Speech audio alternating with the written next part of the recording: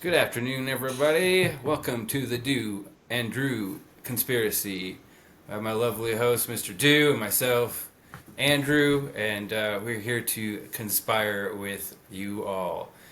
And we'll get today started with our usual breath work. We're having a little fun today. I felt like having a little fun today, and so we're tapping into breath work that maybe is a little fun. It's called the bee breath or Brahmari pranayama, and Brahmari is like a Hindu goddess associated with bees. But just gonna take a nice deep inhale, and then on the exhale we're gonna hum like a bee. And humming is good for toning the vagus nerve and all that. So certainly some additional benefits other than Get your brain aligned too. there you go. So we'll be all aligned and get into the frequency of the bee. So if you are comfortable, if you are able, go ahead and close down the eyes. Get any wiggles out if you're feeling any tension, and go ahead and take a nice deep breath in and buzz.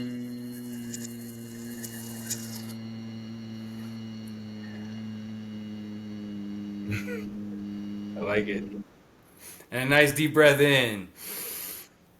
And we'll buzz.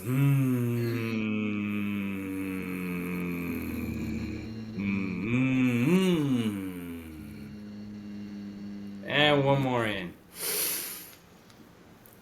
And a zzz.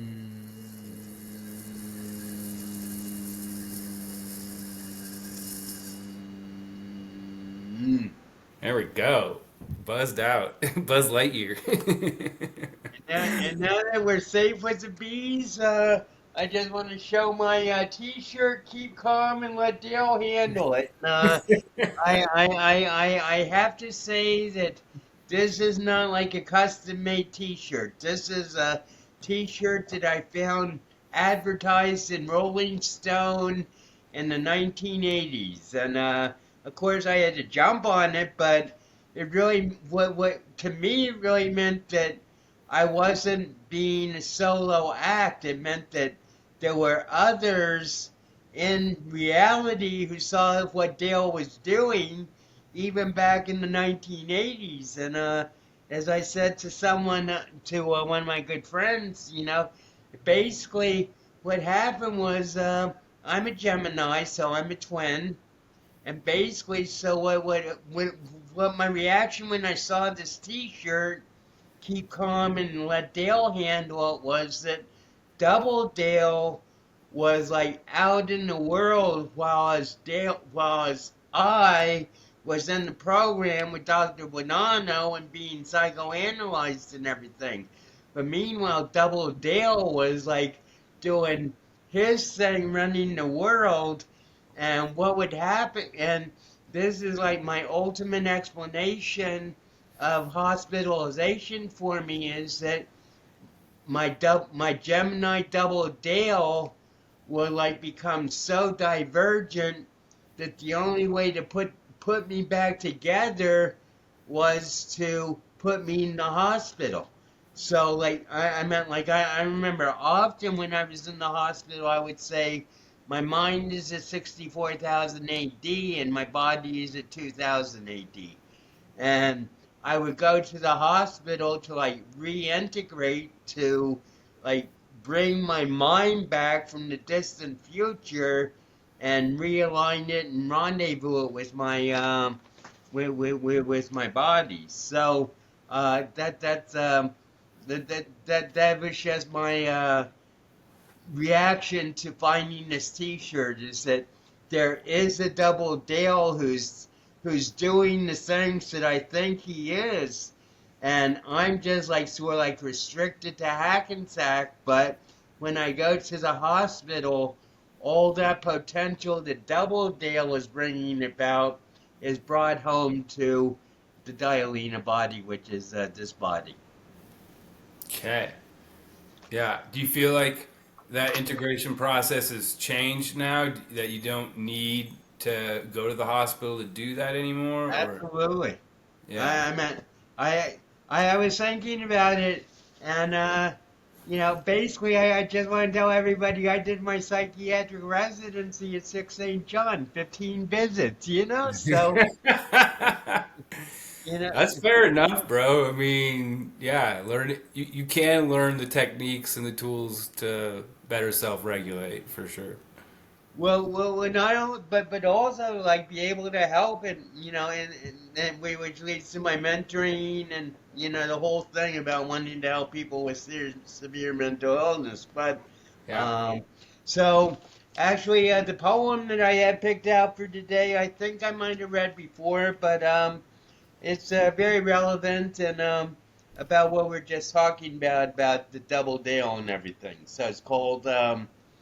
Reflecting upon Return of Dale, and if I've read this before, I apologize. My bliss is so great I can hardly contain my enthusiasm at having arrived back here at the holiest city after an intense 40 years when I was been traveling through the cosmos, leading ducks in mortal battle against menace of muck. No one has yet realized their threat against the essence of universal vitality. As I led my forces assembled from the realm of forever, in a battle we could not lose because the alternative was inconceivably unacceptable.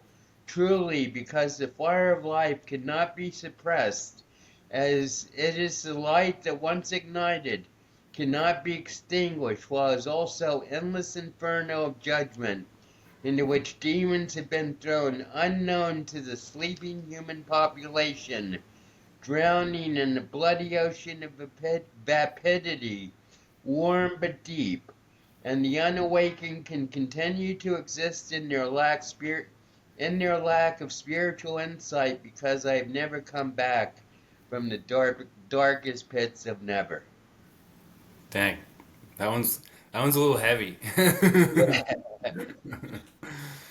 But yeah, always some truth It's in a little dark. I mean, people used to say about my poetry, it's either deep or dark, and there. Okay. sometimes they would say both. And this one is deep and dark, but uh, just take us to the next level, do. Yeah. And with that in mind, not to be pessimistic, we'll now do our Syd Banks for the day. And we're on page 6. Um, and I'll do I'm doing 2 pages at a time. So it goes, your thoughts and feelings are a mirror of your soul. Each living soul experiences life as an individual. This is why all humans live and see a separate reality. The divine truth that lies within each living soul never changes. It is eternal. The divine passes from the formless to form. As human beings, we are both spectators and participants in the spiritual theater called life. The great mystics of the world who tried to explain such knowledge had no choice but to speak in metaphors, knowing that words were only a representative of the spiritual wisdom that lies within the consciousness of all human beings. And then this is all emphasized. This is all italics. All human psyches are rooted in universal truth, and no person's psyche is better than any others. Only to the degree of the individual psychological and spiritual understanding does it appear to vary. Okay. Yeah. So, what this is basically his whole philosophy is that we are all born with access to the infinite wisdom of the Lord of the self within us, and it's only we are differentiated in awareness only by the depth of how far we can access that wisdom. Yeah. Yeah. Yeah. Yeah. Now that does kind of tie into what we're kind of talking about today. Is well, the idea is to talk about this idea of being childlike or your inner child, and that is the process of domestication, as they say in the Four Agreements, right? When we're born, we're taught how to dream by our parents and school and society. And if we dream the way they tell us to, we're told good boy or good girl.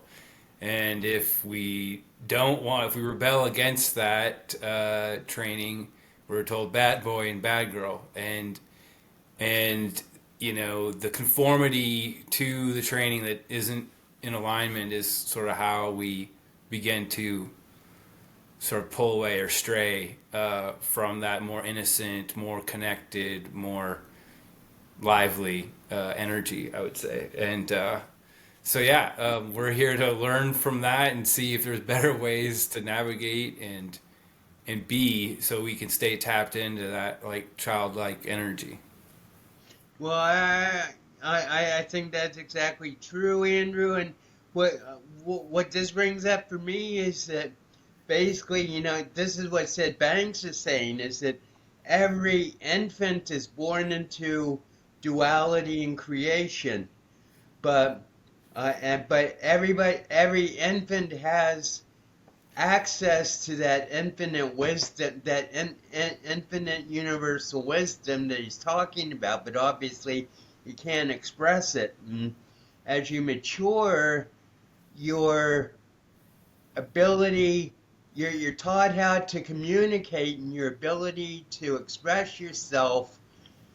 I mean, maybe this is a little far out, but this is just something that came to my mind was, as you mature and you're programmed and you're taught more and more things, you move more and more away from that center of universal wisdom by the instructions of what you're told to do, ostensibly to best survive and guarantee your own security.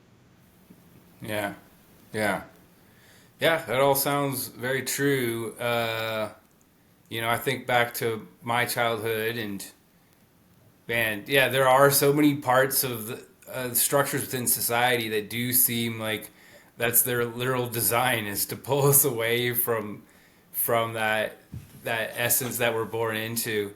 And it almost makes me wonder if it's nefarious, and I'm sure most people would tend to tilt that direction. But at the same time, it's like, well, if we are aware of that, how can we, help the next generation that's coming up better navigate? How can we be there for the youth of today and bring more consciousness to it? And I think, you've even said recently that you see like the younger generation coming in with more light and maybe tapped into more, and maybe the programming isn't running as deep these days, or I'm not really sure. I'm not, I'm around children occasionally, but not all the time. But Right.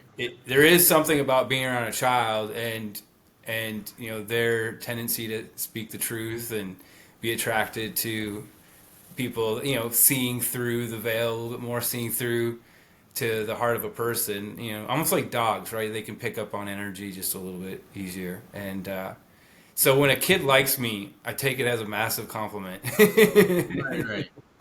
Well, the thing that comes to my mind is basically, I mean, this is something I've been talking about for a couple of months. Is when 45% of all kids are diagnosed with ADHD or ADD or some sort of like learning disability, then there the problem isn't with the kids. The problem is with the measurement of how with the judgment that's giving them these diagnoses. And basically, this is my own perception, but basically the educational system, which was created to create mass factory workers in the 1900s, demand the mass production and everything. That paradigm of education, of just feeding facts and expecting people to like get intelligent through blind facts is really not changed significantly since 1970.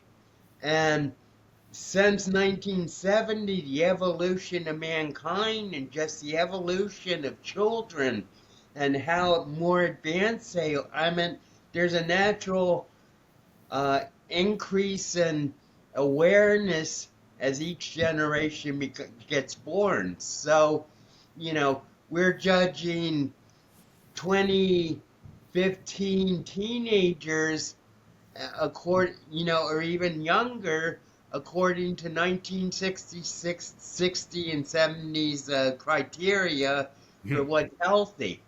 And to me, that's one of the major problems that we're dealing with. And we're talking about inner child and higher self and everything, but the reason I brought this up in the first place was because I just saw a reel by this lady that I like named Margot on YouTube, and she gave us the story of basically a sand turtle that was very beautiful being found by me at the beach, and there was a kid, and the kid came up, and I gave the turtle to the kid because I felt the kid would get more out of it than I would, but she was talking about this as sort of returning from your adult self, from your higher self to your inner child, and giving your inner child the gift of life. And frankly, I've been talking about my transition and everything lately, and how I'm back to Dale and everything, but I really feel that my true essence is returning to the inner child that was always joyful, but and despite the programming, I was in a very loved situation, even though my mother had her conditions and everything. But the reason I adopted marijuana, THC, is because it let me continue that feeling of my joyful inner child without any restrictions. And the more I matured, the more my inner child came out, the more authority objected. Yeah, that sounds right. Well, there's a lot there, but one thing I will say, when you talk about the education system is, especially for young boys, but girls equally, I'm sure, is the access to outside and play and moving the body.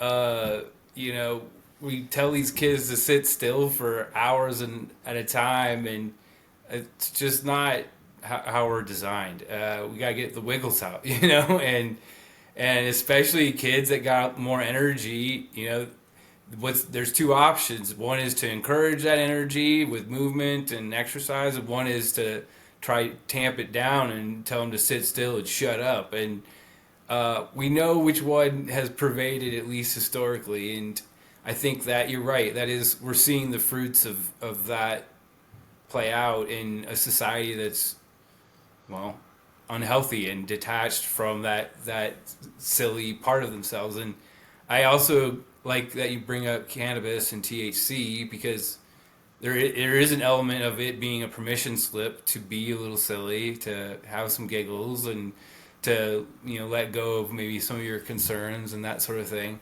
And some people might judge that, like you said. There are authority figures that just seem to have a problem with fun in general. But for the rest of us, we get to have permission. I mean, we can be silly without it, but it's like a permission slip to be just a little more, have a little more fun, be a little more silly, be a little more innocent. And also, I find that I bring a fresh perspective to things. Like if I'm out in nature, I'll find myself appreciating Right. just like the smallest little details, or whatever it is, the rustling of the wind through the trees, or a cute little flower or a bug or whatever, right? And bringing some of that curiosity, some of that awe. I think awe is a good word, to Right. life, because that's a child, right? They're experiencing so many things for the first time, that everything's novel, and they don't have this predetermined map of the world yet. They're building that, and so they can experience things more like as they are, as opposed to like what we've decided it is, as we get older. So what? It's a process of forgetting, slash remembering what it was like to be in that state. That seems to be really helpful, for lots of parts of life. Well, getting back to your first point about like where the kids are encouraged to just sit in class and like absorb and be passive all day. But, I mean when you and maybe even more when I was growing up, but when you were growing up, we would have school and we get out and we like play baseball or football or whatever and everything. But this, you know, well, you mentioned nefarious, and I think it is nefarious because more and more kids are being indoctrinated. I mean, my friend Deborah says sitting is the new smoking. So I think that's interesting. But but basically with phones and screens and everything, this desire for outside activity and just interaction and everything in person had basically been replaced by the social media fascination, or of gaming and just sitting on your ass and going home, maybe doing your homework if you're a good student, but basically just sitting on your ass and playing games or scrolling or everything. And that's I mean that's part of the technological revolution that we're going through, but it's also a very like we're like sort of like perilous path to walk down, because people get kids can get so involved in their screens they lose touch with reality. And but on the other hand, then they find a greater reality in their screens, and they're sitting on their ass again. So it's what I call a catch 88. Yeah. Well, I'm not a parrot, but I certainly could observe parrots, and I do feel a lot of sympathy for the challenges they face, and the instinct to just give the kid the screen, to have them shut up and be entertained, and to, not bother you. So, but you're not wrong. It does feel like I feel grateful that I'm 45. I was born in 1980, and so I experienced analog. It was I was very really didn't get a computer in my household until I was like a junior in high school, and that's when we entered the internet age, from my perspective. But at least to have those 15, 16 years of analog, old school dial up, or the old phones, touchtone phones, or the Right, even right. rotary phones, like just that attachment to these things that are more tactile. And to your point, yeah, street hockey or touch football or something after school pretty much every day until we got into an argument and someone took the ball home with Right, themselves. right. but but yeah, I'm very grateful. I feel like our generation sort of bridge the digital gap, and we can at least remember what it was like to live in a different era, and hopefully we can share some of that with the younger generations who haven't had that I luxury. I saw a great meme one time. It says, "How to drive a millennial crazy? Put him in a room with a dial-up computer, a rotary phone, and instructions on how to connect to the internet written in script.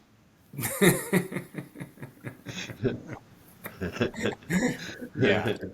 I mean, we're not exactly telling people to get off our yard, or anything like that, but we can at least acknowledge how technology has evolved rapidly throughout our lives, and that does give us a different perspective. Right, And then the healing aspect of it too, right? I think there's a lot of people who point to inner child healing as like a technique, and I wouldn't. I don't know if I've explored it fully, but I understand the concept, I guess. And from my perspective, right, it's about it's about kind of going back to those times and acknowledging that you maybe didn't feel safe or whatever it was that felt sort of scary or traumatic, and kind of just sitting with that version of yourself and sending it love. And I don't know, it's an interesting concept, right? Because I think the idea is to integrate those parts again, the parts that you right. maybe pushed away because you didn't feel like they were safe to exist,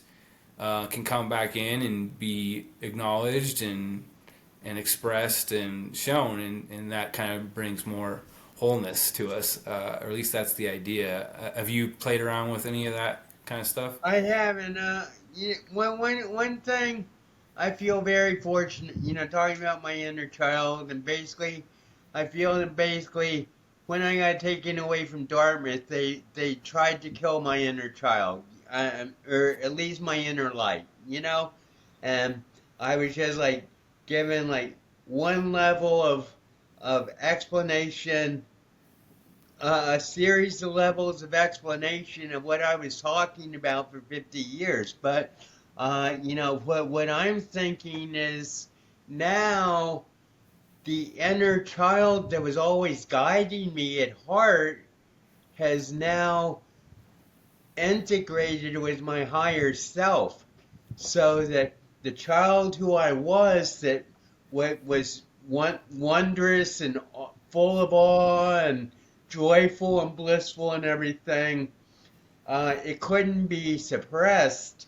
But now, after 50 years of intensive inner focus and awareness, that inner child has now been brought back as a adjunct or a complement to the higher self that I've become. And that's really the integration that I'm going through right now, is how to like really get back in touch with the joy I was before all this lunacy of 50 years happened to me.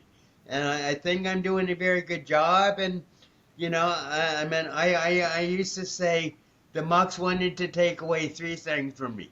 They wanted to take away my laugh, my cough, and my voice. And I've got them all back.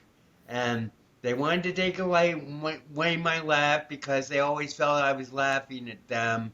They wanted to take away my cough because when I was coughing, they couldn't attack me. They couldn't get near me with their weapons.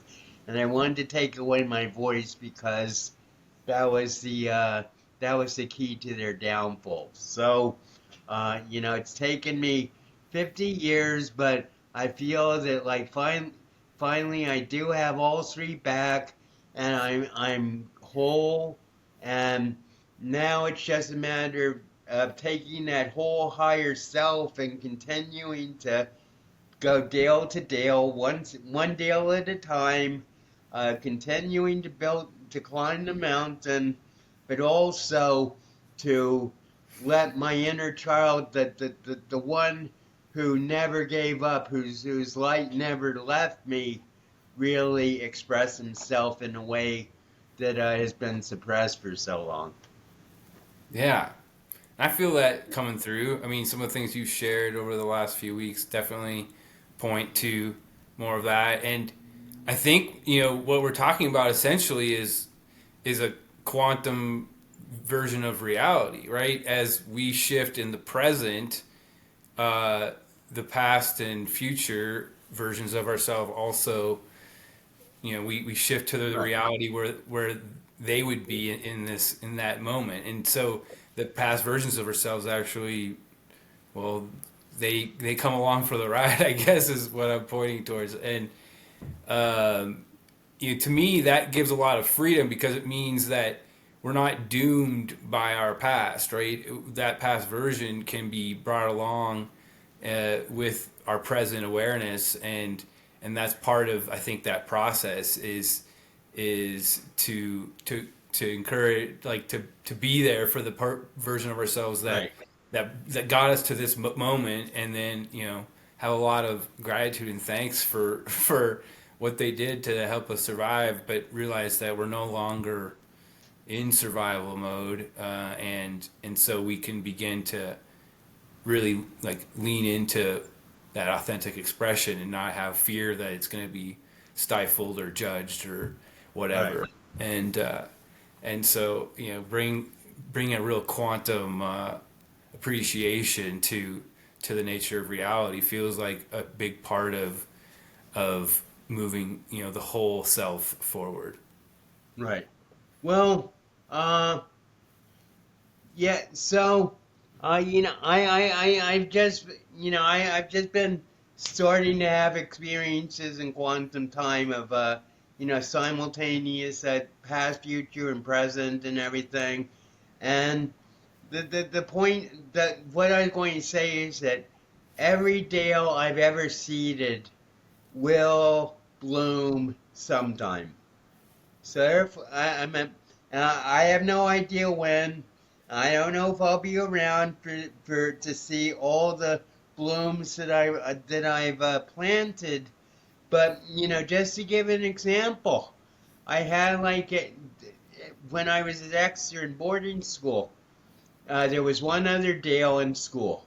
He was actually in my dormitory. His name was Dale Signer, and he was sort of like a sleazy character, but he had a father who would uh, give him prescriptions for amphetamine so that he could get through exam week. So anyway, uh, I won't go into this story, but basically, so he was sort of like an outsider, but he and I got along because we were both Dales and everything. And so point of this story is that I haven't seen him since I haven't even thought about him since graduation in 1973, but about 2 months ago, I got a phone call from Dale Signer in my dream. And I'm like talking with him and everything. And it's like, okay, well, this is a 50-year Dale that I've completed. This Dale has completed his Dale, and therefore he's getting in touch with me. So, that's basically what I'm talking about. I feel every seed that I've ever planted as Dale will will bloom, and that's really. But the blooming isn't just like flowers and brush and bushes and trees. It's like a whole forest that is going to bloom, and that we're just like in the very beginning stage uh, of the sun hitting the ground where the dales are seeded. Okay, I like that analogy. Well, there's a lot of truth to that, I feel. I agree. Like, I've had it described as like you're dropping like stones into your pool of awareness, and those stones are the thoughts and feelings of the present, and they create ripples that kind of go out to the shore, and then they'll bounce off the shore and return. Right. And similar analogy to planting seeds.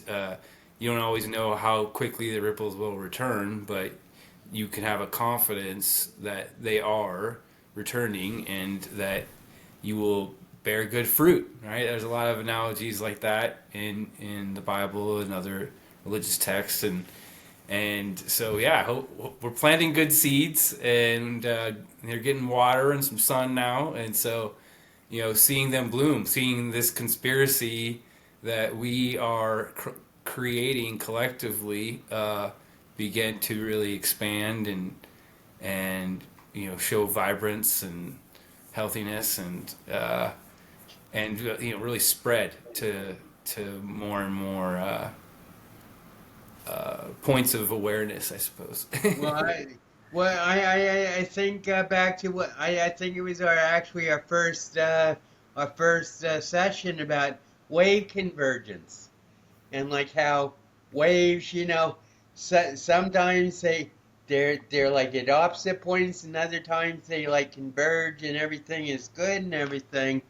And basically, so this gets into waves and frequencies, which is like a even more fundamental subject. But basically that the waves of our, for lack of a better word, our karma, our behavior, always reverberate.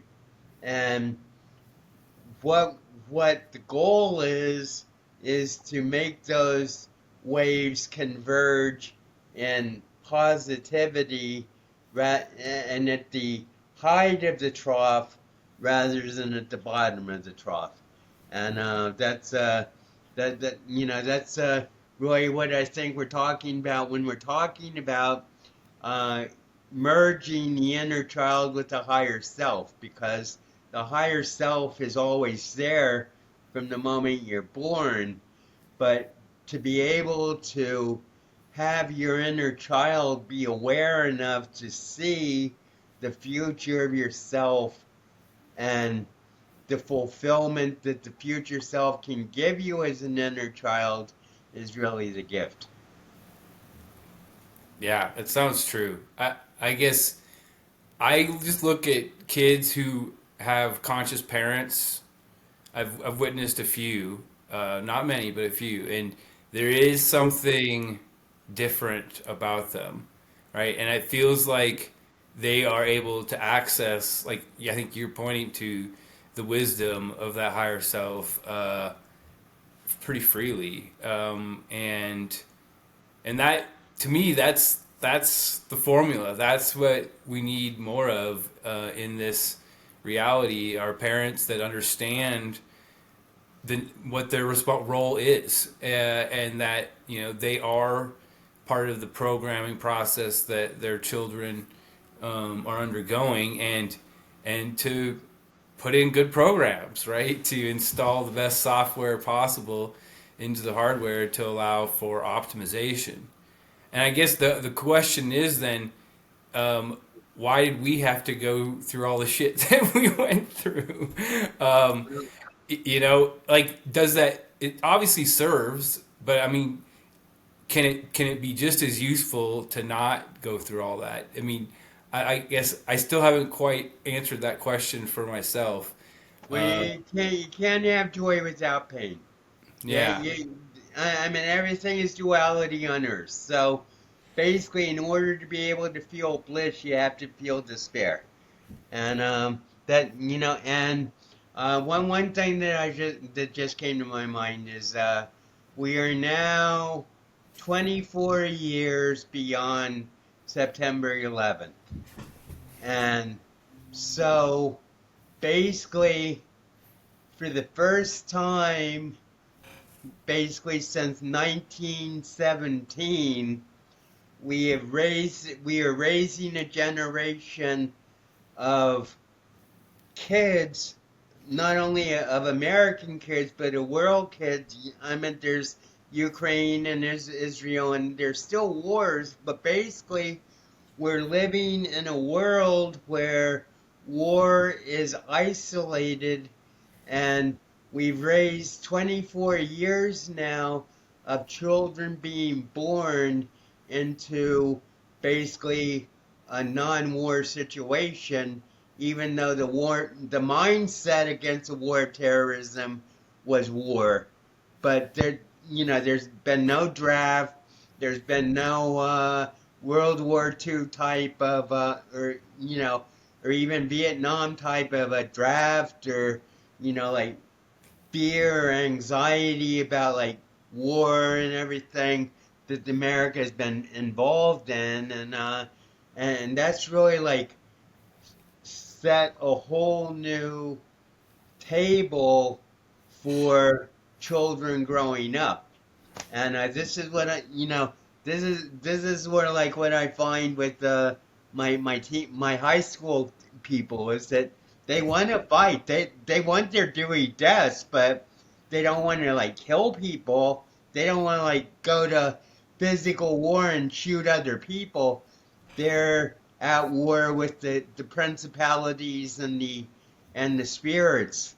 And I think that's really like what the switch has been in the world in the 21st century is that there are proxy wars, but there's no, and you know, whatever you think about the last election, I really feel that we avoided World War III by electing Trump.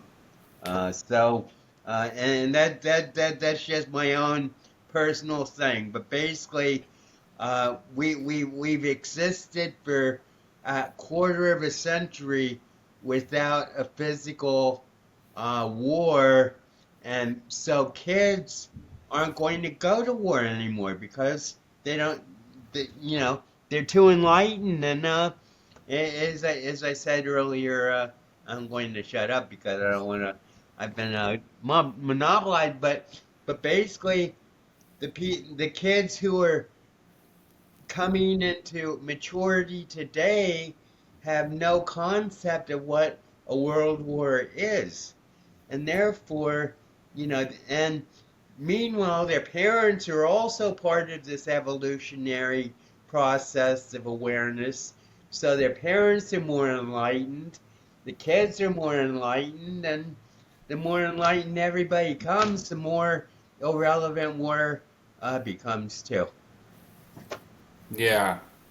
Well, I've been saying this for years that it is time to evolve as a species. These things are not required. They were required because we were still in our Neanderthal phase, as I like to Right, call right. it. And, the strength of the society is determined by how far you have evolved from Neanderthal. And yeah, I'm optimistic in that regard too. There's also a part of me that feels like, well, they may not have experienced physical war, but it certainly seems like there is a war playing out for the hearts and minds, and social and technology are part of that. Absolutely. So I feel like they're just experiencing it in a much different way, but it could be equally powerful. And so it's still important to be vigilant, I would say, and aware of where these ideas that pull us apart or divide us are coming from. But yeah, optimism that these tools are also showing allowing human connection, allowing empathy for the suffering of others that you may not have been exposed to, or something. I mean, that's certainly the optimistic view. The pessimistic view would be that there we're getting emotionally charged from things that simulate us being chased by a tiger or a lion, but they're all mental. They're not real, and Right. so it's even more difficult to sort of cope with that stress. And we're seeing a lot of that.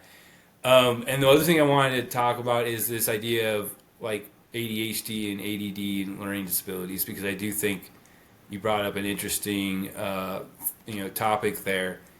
Um, but it does feel, at least, that society has shifted, but it's these new technologies are creating some of the complications because there is a lot of stimulation, and so it becomes sort of addicting. And humans have wanted to be addicted to things for probably forever, and so all these new forms of addictive behaviors and habits that also are creating challenges. So I guess all that to say is that they may be facing different challenges, but it's not there's zero challenges. Oh, And the other thing, I would never say that. yeah, but I think to your point, there are more cycle breaker type people coming into play the game too, and The cycle breakers are the ones that see the patterns, see how things have played out in the past, and do something to interrupt that pattern, stop the loop. And to me, that's the ultimate responsibility of someone who is awakened and aware is to be that cycle breaker and to not perpetuate the patterns that no longer serve or maybe never did serve. Right. Well, the elephant in this room is Fred is dead. Yeah. So, this is my jam. But if Fred is dead, and we are living in a world without death,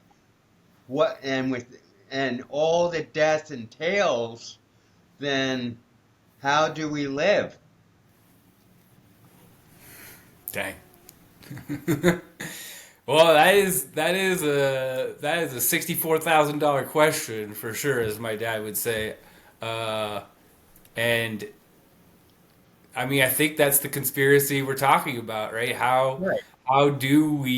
How does human 2.0 or human, as you call it, what does it I look just like? call it you at this point. Hugh. Huth. Okay. There's you, there's me, and you. That's it. But I guess the point would be for me is like, well, even if we don't have the clearest picture of what this new paradigm is or how to be in it, we are naturally evolving to some other state, right? And maybe not so much concerned about what that state is, but just knowing that there's information coming in now that feels new, new energy, new vibration, and new possibilities along with that, and to just sort of embrace them as they come. I think, and just lean into these new superpowers. I think I would call them, and the possibilities that they create. And I've seen kids read blindfolded now, right? And Right. that was something I wasn't aware was possible even a year ago. So, the 4 minute mile is the classic example of what is possible. And people thought you would die if you did it. And then one person did it, and all of a sudden it became possible for everyone. And Right. so expanding that field of possibility feels like the real power move for sure. Right. Well, I just, in my own case, I don't say it's a 4 minute mile. I say it's my I'm God statement. Okay. That once I said that and I stuck it out for 50 years. Now I now everybody has access to me, and if they have any questions about, well, I'll take it away from me. But basically, one thing I came to understand is that Fred was like the guardian between was the guardian of death between God and mankind. And basically, the only thing that has ever distinguished God from mankind, well, two things. He created his creation, and also his immortality. And that's really what he's been guarding, you know, basically ever since the beginning of whatever. There was no beginning, but ever since eternity's eternity, you know. So basically, he's been guarding with Fred the gateway to death, which is like how humans traditionally found meaning. They found meaning in life because it was going to end, and therefore they tried to create the best life they could. But now with Fred gone, it's much more like a dicey game, because what are you going to do if you don't have death to give you meaning? What if you do have infinite time? How are you going to deal with that? I mean, so, just to get, I mean, I gave the example last time, I think, of when I was going psychotic and I said I have to walk 2,000 miles to 2,000 years to the gates of hell and wait for Jesus there. And it took me about 7 hours of walking before I realized I couldn't walk 2,000 miles in one night. So, but basically, what that showed me was the incredible stress of immortality. Just like, I mean, because to me, looking at it one way, death is a gift because I mean, first off, I feel that the moment Fred died, everybody stopped aging. I feel that, now we're all in our immortal bodies. But even if it's not, then uh, the the choice we have to make now is not between death and life. It's more like how to integrate our inner child into our higher selves to most enjoy the possibilities of existence. Yeah. Well, there we go, guys. That's the challenge. Just do that. Well, yeah. I guess I can't even comprehend what immortality would feel like, or how that would change your perspective. I guess it's something I need to ponder. I feel like I've been playing a little bit more of a long term game anyway, right? Once there is a knowledge that like this life is what it is, or that's what I had before, and so I didn't. There wasn't a rush to get anywhere. I guess is what I'm saying. Right. And once you kind of adopt that mindset, maybe it does make it easier to sit in that space. But you're right. I mean, the fact that it's limited does change how you perceive it. And so if it's no longer limited, then what does that mean? And I don't know. I don't have the answer. No, But I have no idea either. I mean, that's why I just say go deal to deal. Day to day is walking flat on a flat earth, but deal to deal every deal is a step up into the mountain of heaven. So make all your summits deals, and I just I just feel that nobody. It's impossible after basically an eternity of death to conceive of what life without death is. And I'm just here as a messenger, as a psychotic messenger, I should say, to proclaim the possibilities that there is no longer death, and just to help people change their mindset so that they might consider the possibility of what life without death could be on earth instead of waiting to die and find it in heaven. beautiful. I like that. Well, what do you think? Did we reach Dale? I think that's a very good place to stop, and I'm not going to go on anymore, and I'll just say goodbye. Thank you very much, everybody. There's you can find about my Live Love program and the description, and thank you, Andy. Always a pleasure, and I think I'm not going to comment on this recording, but I'm happy with the progress we're making, and I hope our followers are too. And if you like the show, encourage people to follow. Absolutely. We love you guys. Peace. Have a great day.